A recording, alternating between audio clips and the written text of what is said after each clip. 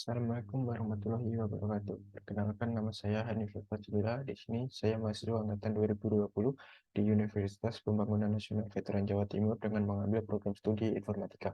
Di sini saya akan sedikit bercerita pengalaman saya mengikuti program Kampus Merdeka di program studi independen bersertifikat pada course Binar Academy Batch 4 atau pada kelas Front-End JavaScript. Nah, Kampus Merdeka itu apa sih? Kampus Merdeka adalah sebuah bagian dari kebijakan Merdeka Belajar yang dibuat oleh Kemendikbudristek yang memberikan seluruh mahasiswa kesempatan untuk mengasah kemampuan sesuai bakat dan minat dengan terjun langsung ke dunia kerja sebagai langkah persiapan karir. Kampus Merdeka menyediakan berbagai program pilihan karir untuk mempersiapkan generasi yang lebih baik. Nah, kenapa saya lebih memilih mengikuti program Kampus Merdeka daripada saya kuliah reguler di kampus? Yaitu yang pertama, kegiatan bisa dikonversi menjadi 20 SKS, kemudian memperluas jaringan saya atau relasi-relasi saya, terus eksplorasi pengetahuan yang lebih luas dan sebagainya. Dan juga belajar dengan perusahaan-perusahaan besar di Indonesia yang tergabung sebagai mitra di kampus mereka, salah satunya yaitu Binar Academy, terus memberikan kebebasan bagi mahasiswa untuk menambah wawasan di luar program studi. Nah, jika kalian tertarik mengikuti kampus mereka, kalian bisa langsung mengunjungi halaman atau website kampus mereka, yaitu kampus mereka kemendikbud.go.id, yang dimana di sini disediakan banyak program pilihan, yaitu ada kampus mengajar, MSIB, studi independen, magang merdeka, dan sebagainya. Nah, kalian bisa mengunjungi langsung dan membaca syarat apa saja sih yang harus dipenuhi jika ingin mengikuti program merdeka ini dan sebagainya. Kemudian Binar Academy yaitu pelopor startup tech yang fokus pada pengembangan skill dan talenta digital dengan meningkatkan pengalaman belajar. Nah, Binar Academy sendiri menyediakan berbagai program pendidikan terkait teknologi informasi dari software engineering, data, produk, dan growth. Nah, kenapa saya memilih Binar Academy? Yaitu sistem pembelajarannya yang saya sangat sukai. Yaitu yang mana sistem pembelajarannya itu small classroom size, yang dimana proses pembelajarannya itu maksimal 25 student yang membuat kita lebih fokus.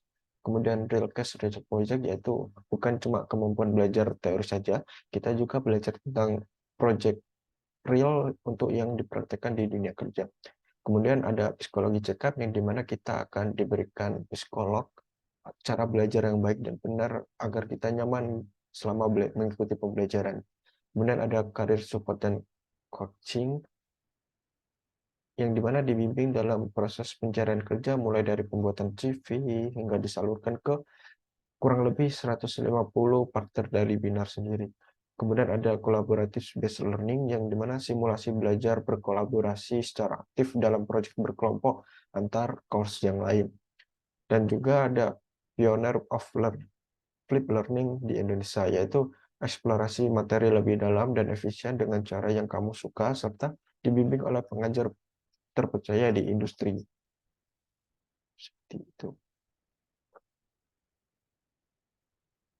Kemudian saya akan bercerita kegiatan apa aja sih yang saya lakuin selama mengikuti pembelajaran di Binar, yaitu ada pengisian logbook harian di dashboard kampus Merdeka, yaitu terus mengisi feedback terkait proses pembelajaran yang biasanya diberikan oleh tim Binar selama 2 minggu sekali, dan juga menilai kinerja mentor sebagai evaluasi ke depannya, terus mengerjakan pretest setiap chapter, mengerjakan tugas final chapter, belajar bersama atau belajar dengan kelompok. Kemudian juga kita bisa membaca learning material, menonton ulang video recording kelas, dan juga bisa menonton video tutorial dari platform lain seperti YouTube dan sebagainya. Kemudian juga di sisi lain kita selesai membaca atau belajar, kita juga selalu mengimplementasikan apa saja yang kita pelajari di setiap chapternya itu sendiri. Nah, proses belajar di BINAS sendiri itu seperti apa sih? Nah, proses belajar di BINAS sendiri yaitu di Binar kita ada tiga level, yaitu ada level silver, level gold, dan level platinum. Nah, setiap level ini memiliki tingkat kesulitannya masing-masing. Nah, untuk setiap level biasanya ada yang namanya chapter. Nah, setiap chapter ini kita selama proses studi dependent itu ada 9 chapter yang mana setiap chapternya itu dimulai dari pembelajaran paling mendasar hingga ke beginner.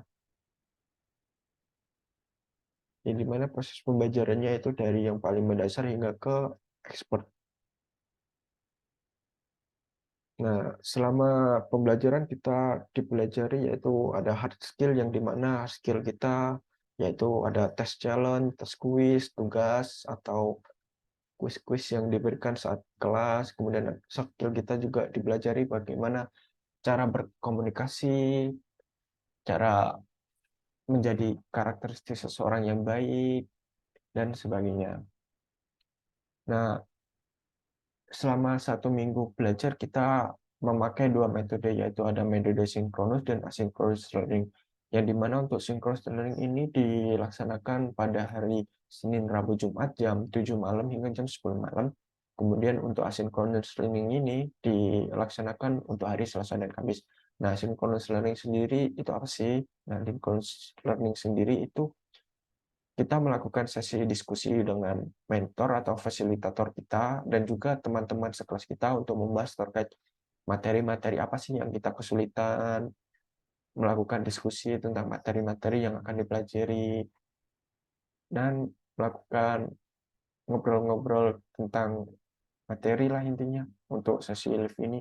Nah, untuk asinkronus ini kita belajar secara mandiri, kita dibebaskan belajar melalui apa saja, kita juga disediakan reading material yang bisa kita lihat di classroom. Kemudian kita bisa melihat recording kelas dan juga kita bisa melihat pembelajaran melalui Google maupun YouTube maupun sebagainya.